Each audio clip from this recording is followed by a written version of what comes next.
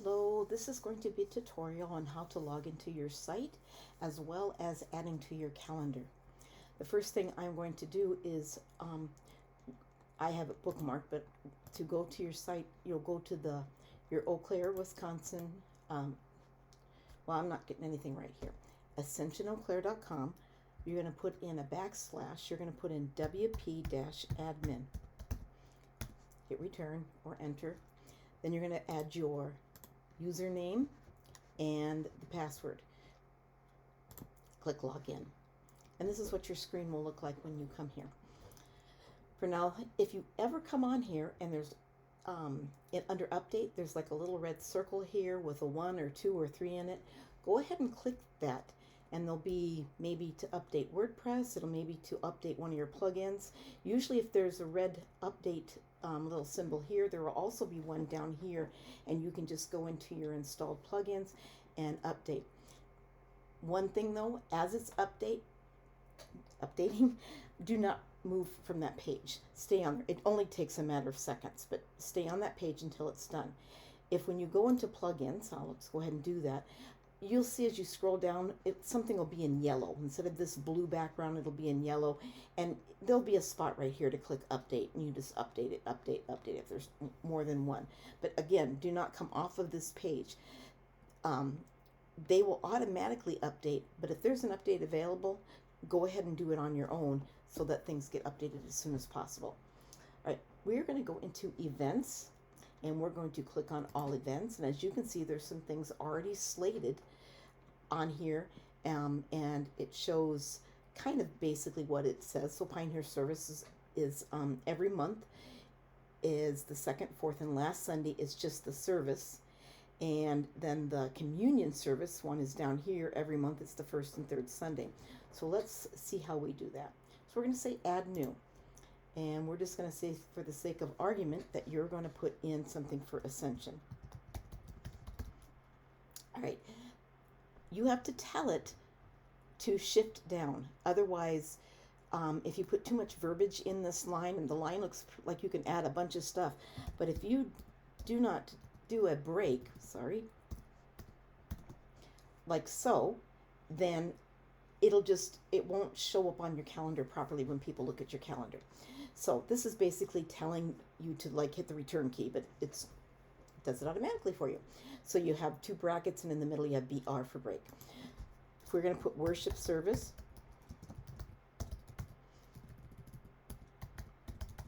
and I'm going to put 10 a.m. However you do this, do it the same every time. It's important. If you're always going to have caps, I always use caps, but if you're always going to use lowercase, then always use lowercase, just so that it looks nice. I am going to come over here, and I'm going to click that it's a worship service. If it was a communion service, I would click that as well. For now, I'm just clicking worship service. I'm going to go down now, and I'm going to choose a date. Now, if this was a one-time event that you were having a worship service, then you would just click on that date, and you could save it at this point. But we're going to say that this is going to repeat every week. I'm going to put it on a different day just so that we can see it on the calendar a little bit differently. So I'm going to say that you have worship services on Thursday. So I'll click on that, and so that's showing that on a Thursday. You don't have to click the end date. The start time was at 10 a.m. Now, this is for the purpose of putting things in order. Let's say you had something else at 10 p.m. and something else at 3 p.m. so that they're on your calendar in order. Then we're going to put a date here, but we're not going to show these times because we've added it at the top. And there's kind of a reason that we do that. It shows up better on people's phones if it's listed like so. I'm also going to put another break here. I forgot that. So this will show up on 3 separate lines again, so it doesn't take up too much room in the little squares that we're allowed. All right? Reoccurrence. This happens weekly. And at this point, if we wanted to save it, we would just publish it and we're good to go. Now, like how your communion services are done on different Sundays or weeks of, or different Sundays of the month, if we went to monthly, then it's going to ask, is it the same day each month? Every 7th of September or every 7th of the month, are you going to have a worship service? Or what you could do is on specific weeks, you could hit the first Thursday of the month, the 3rd, the 5th, the last, whatever way you would like to do it. Just for the sake of being easy on this one, we're just going to say that it's done weekly, like so, just so that you can see it on the calendar. I'm going to hit publish. And now I'm going to go up here and check out what it looks like on the calendar. So we were in September, so I'm going to move over 1 month. And there's the worship service that we did. Now, if you'll look, everything is lined up to the left.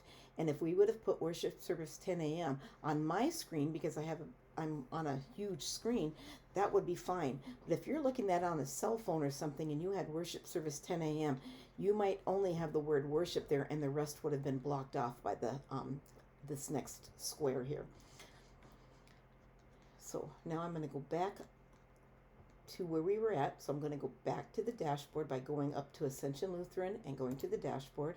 I'm going to go to all events, and this is the one that I just created. When that is no longer good anymore, you can just trash it if you want. If you need to edit it, you can go in here and edit it. Let's say you forgot to put the BER, the break, in there, and you can add it at this time.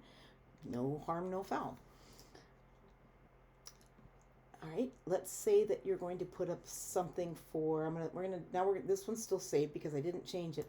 I'm going to go add new, and we're going to say game night.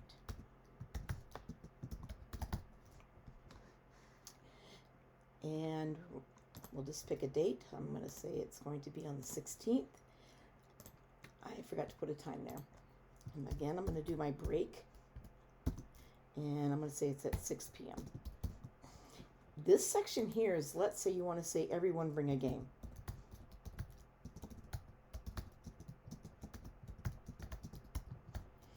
That will only show up when people are on your calendar and they hover over that date. This will show up. And I'll kind of show you how that is. Actually, it's once they click on it, it'll show up. And we got the date chosen. I'm going to put that it was at 6 p.m. that we chose. And we already have that we're hitting it, wow, hiding it.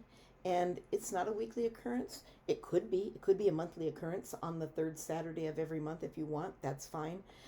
But for now, and we're going to set a feature because this adds a little bit of interest to your calendar. We're going to say, I'll see if I can do this quickly, but I have other game night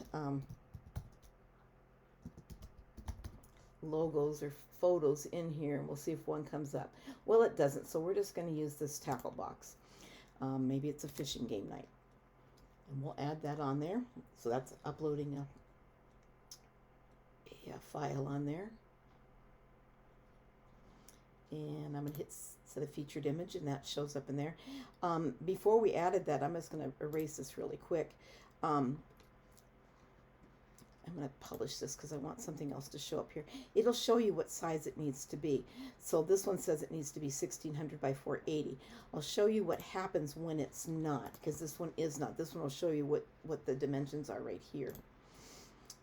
It's fine for on your calendar, but I'll show you what the difference is right here. So anyway, we have the time, we have a little note for people, we've got the date selected, and we are good to go. So I'm going to publish that, and I'm going to look at what that looks like.